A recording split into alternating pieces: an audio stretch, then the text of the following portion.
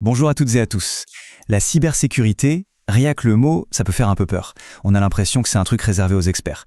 Mais si on se disait qu'en fait, aujourd'hui, maîtriser les bases, c'est aussi vital que de savoir fermer sa porte à clé. Allez, dans les prochaines minutes, on va décortiquer tout ça ensemble. On va voir comment transformer ce jargon un peu technique en de simples réflexes pour naviguer l'esprit tranquille dans notre monde tout numérique. WannaCry, NotPetya, Petwarp. Ces noms-là, ils ne sortent pas d'un film de science-fiction, hein. Ce sont les traces bien réelles d'attaques qui ont mis des hôpitaux à l'arrêt, qui ont paralysé des multinationales et bloqué des services publics entiers. Le champ de bataille moderne, il n'est plus fait de tranchées, non, il est numérique et il nous concerne absolument tous. C'est une question qui paraît complètement folle, pas vrai? Évidemment que non. Personne ne laisse ses clés sur la porte. Et pourtant, sans même qu'on s'en rende compte, c'est ce que beaucoup d'entre nous font tous les jours en ligne. Un mot de passe un peu trop facile à deviner? Une session laissée ouverte sur un ordinateur dans un vieux public? Eh bien voilà, ce sont des clés qu'on laisse sur la porte. Une véritable invitation à entrer pour les ennuis. C'est cette idée, toute simple mais tellement cruciale, qu'on va explorer. Alors, bienvenue sur ce fameux champ de bataille. Il est invisible, il est silencieux, et les combats s'y déroulent à la vitesse de la lumière. Pour bien se défendre, la toute première étape, c'est de bien comprendre quels sont les enjeux.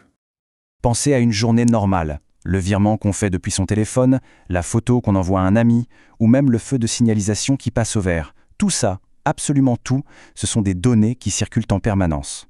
Notre monde, c'est une gigantesque toile de données connectées. Le problème, c'est que chaque point de connexion, chaque appareil est une possible faille, une porte d'entrée pour quelqu'un qui voudrait semer le chaos. Bon, puisqu'on est sur un champ de bataille, il faut bien connaître les règles du jeu. Qu'est-ce qu'on cherche à protéger, au juste? Il ne s'agit pas de territoire physique, mais de 4 trésors, 4 piliers qui soutiennent toute notre sécurité numérique. Le tout premier pilier, c'est la confidentialité. C'est un peu le secret de la confession, mais version numérique. Imaginez qu'on envoie une lettre. La confidentialité, c'est l'enveloppe bien scellée qui fait que seul le destinataire peut la lire. Point final. Personne d'autre. Ensuite, on a l'intégrité. Ça, c'est comme le saut de cire sur notre lettre. Comment être sûr que personne n'a ouvert l'enveloppe, changé un mot ou deux, et la refermé comme si de rien n'était? L'intégrité, c'est la garantie que le message reçu est exactement le même que celui qui a été envoyé sans la moindre modification. Troisième pilier, l'authenticité. Ça, c'est notre carte d'identité numérique.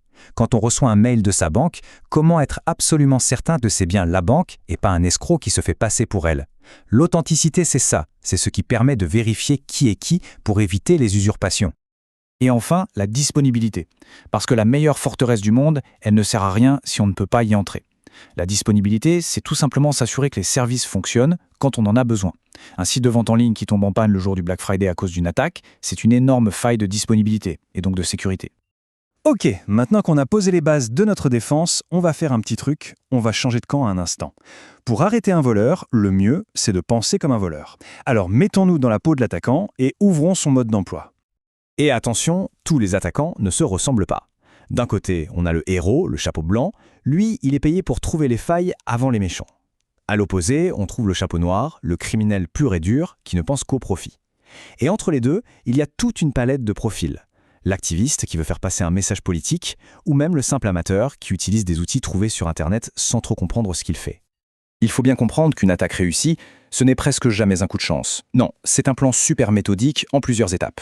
Étape 1, la reconnaissance. Le cambrioleur repère les lieux, observe les habitudes. Étape 2, le balayage. Il cherche une fenêtre mal fermée, une porte un peu fragile. Étape 3, l'accès. Ça y est, il entre. Mais il ne s'arrête pas là, oh non.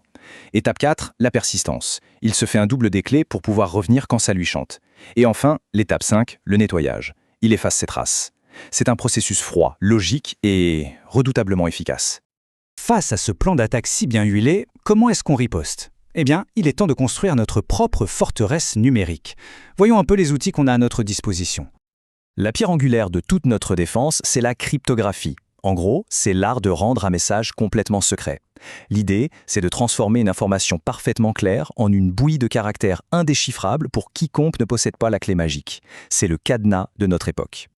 Et des cadenas, il en existe 2 grands types. Le symétrique, c'est comme la clé de la maison. La même clé sert à ouvrir et à fermer. C'est simple, c'est rapide. Le seul souci, c'est comment donner un double de cette clé à quelqu'un qui est loin sans risquer qu'elle soit volée en chemin. C'est là qu'intervient la symétrique. Imaginez une boîte aux lettres.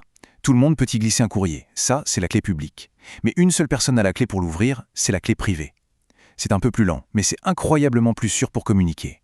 Le choix entre les deux, c'est donc toujours un compromis entre vitesse et sécurité.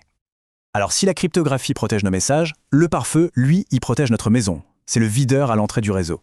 Il se poste à la porte et il contrôle l'identité de chaque paquet de données qui veut entrer ou sortir. Il a une liste de règles super strictes et si un truc lui paraît suspect, c'est « désolé, vous ne passerez pas ». C'est notre toute première ligne de défense. On a parlé de clés secrètes, d'algorithmes complexes, de murs numériques, mais on a oublié le maillon le plus important de toute cette chaîne, un maillon qui, à lui seul, peut rendre complètement inutile la forteresse la plus sophistiquée du monde. Cette citation, elle est un peu cash, je vous l'accorde, mais elle est terriblement vraie dans le monde de la cybersécurité. On peut dépenser des millions en technologie de pointe, mais le point de rupture, la faille la plus souvent exploitée, ce n'est pas un logiciel, c'est l'humain. Un clic un peu trop rapide sur un lien piégé, un mot de passe trop évident, et hop, toutes les barrières s'effondrent. Et ça nous amène à cette question finale qui est essentielle. Au fond, c'est quoi la meilleure des défenses? Un pare-feu surpuissant ou la personne qui est aux commandes? La technologie nous donne des outils incroyables pour nous protéger, c'est un fait. Mais au bout du compte, la sécurité, ce n'est pas un produit qu'on achète. C'est une culture, une série de petites décisions conscientes qu'on prend chaque jour. La véritable forteresse, en réalité, elle n'est pas dans nos ordinateurs. Elle est entre nos deux oreilles.